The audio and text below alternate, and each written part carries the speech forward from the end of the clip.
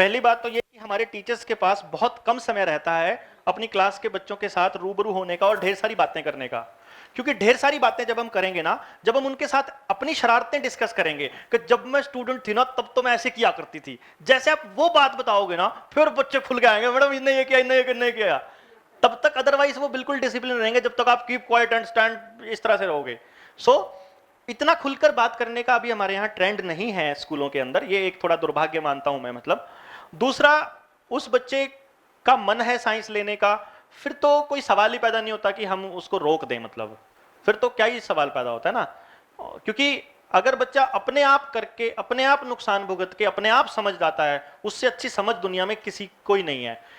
और इस चक्कर में माँ बाप को बहुत साफ, मैं आपको एक बहुत बार बोलता हूं, मैंने बहुत बच्चों का 11वीं में पेपर देने वाले थे स्ट्रीम चेंज करा के, यू वांट मतलब बिलीव कि मैंने आर्ट कैंसिल करा के उनको नॉन मेडिकल में दिलाया, नॉन मेडिकल कटवा के उनको मेडिकल कराई, नॉन मेडिकल कटा के उनको कराई। Everyone just asked a question, sir एक साल खराब हो जाएगा, and I always convince them by saying that कि जिंदगी से तो अच्छा ही है ना, पूरी भरी जिंदगी खराब होने से तो बेटर है ना, जिस रास्ते लेकर जा रहे हो यहां जिंदगी खराब है पर यहां सिर्फ खराब हो रहा है।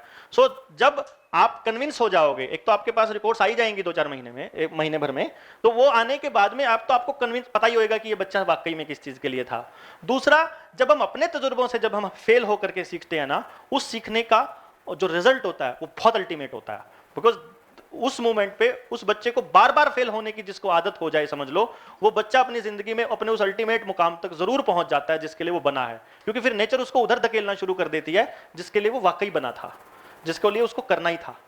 जब पास होता रहता है ना बच्चा, तब वो खुद को नहीं ढूंढ पाता। आप देखो आपके पास कितना टाइम होता है, सुबह उठते ही भागते हो, आते ही स्कूल का काम होता है, जाते ही अपने बच्चों का होता है, फिर घर वालों का होता है, फिर आप सोने का होता है, फिर अगले दिन की तैयारी होती है, छुट्टी वाले दिन आपको रिश्तेदारियां और बचे हुए शॉपिंग वगैरह करने होते हैं। You don't have any time for yourself.